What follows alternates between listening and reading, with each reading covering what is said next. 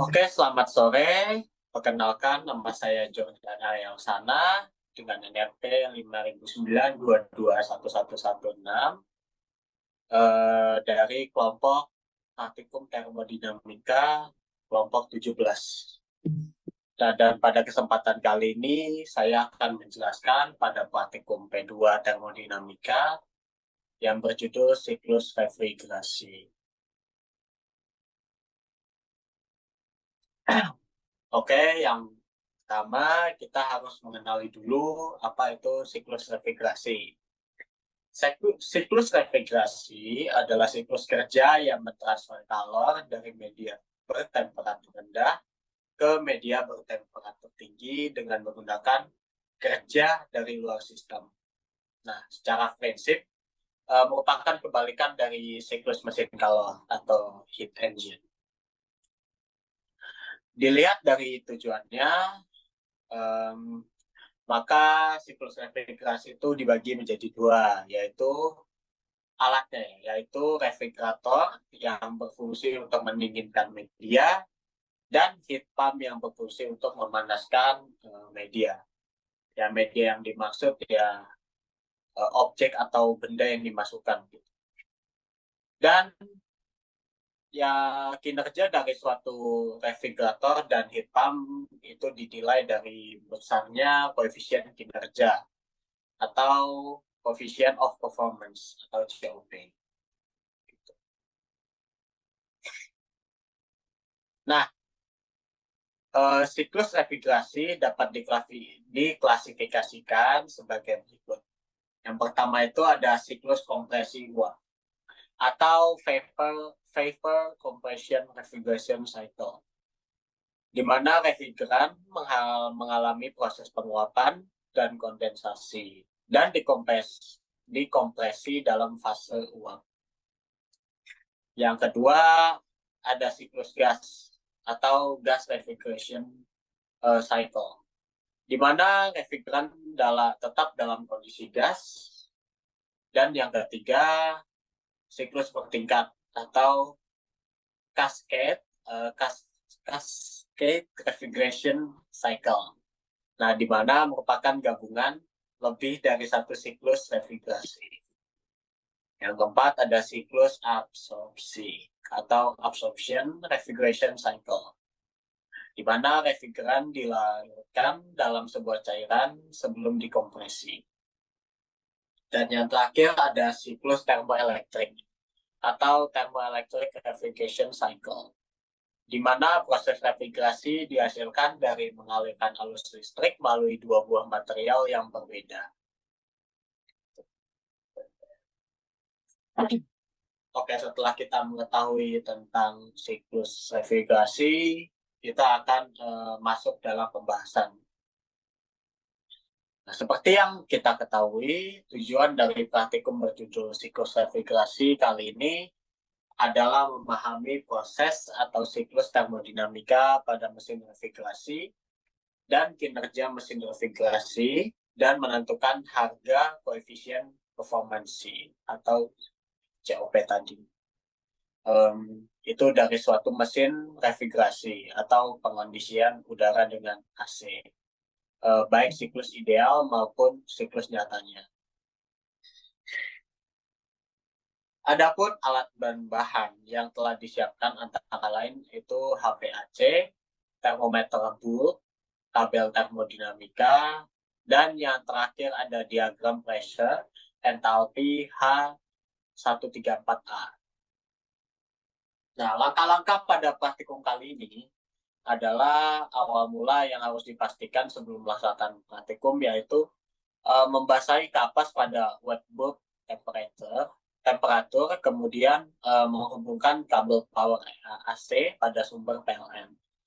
Nah, untuk pengambilan data, yaitu dengan mengaktifkan evaporator dan kondensor pada HVAC dengan kecepatan putar fan itu pada 30 rpm, 40 rpm, 50 rpm, 60 rpm, dan 70 rpm.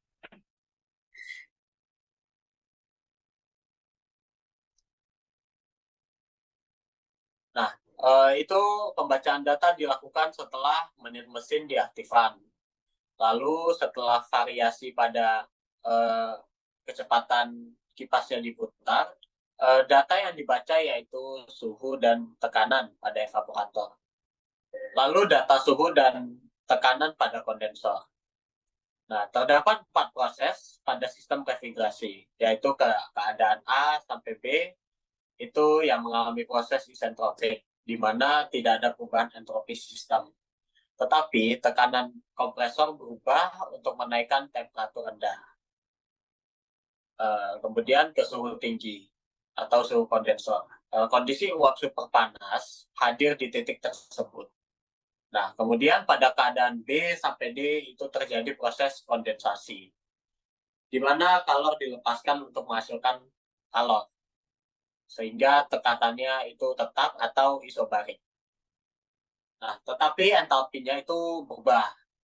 Pada tekanan D, itu terjadi penurunan tekanan, tetapi tidak disertai dengan perubahan entalpi.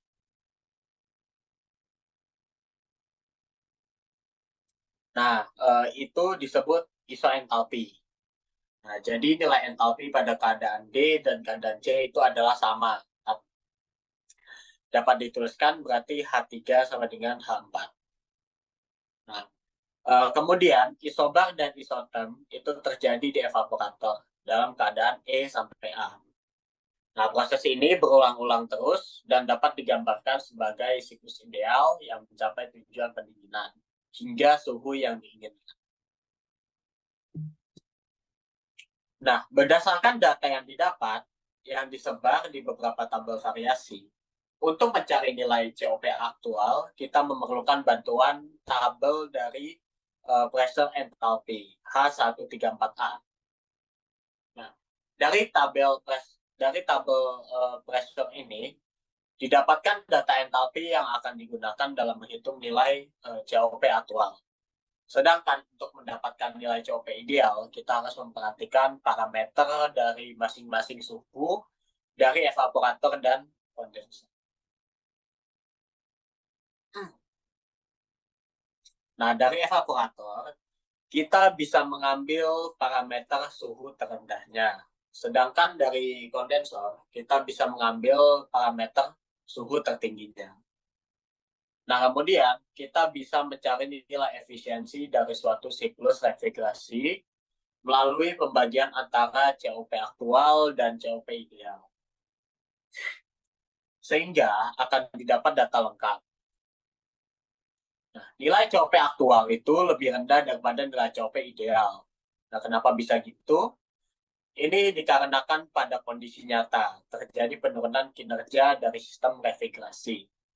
Nah, lalu pada saat speed sinopinya itu 30 hingga 60 rpm, terjadi nilai COP aktual dan efisiensi itu bernilai semakin besar. Nah, hal ini dikarenakan semakin besar kecepatan putar fan, maka daya yang dihasilkan akan semakin besar pula, sehingga memengaruhi nilai COP-nya. Nah, dari praktikum P2 tadi dapat diambil kesimpulan bahwa siklus refrigerasi digunakan untuk menurunkan suhu suatu ruangan yang bernilai lebih rendah dari suhu lingkungannya.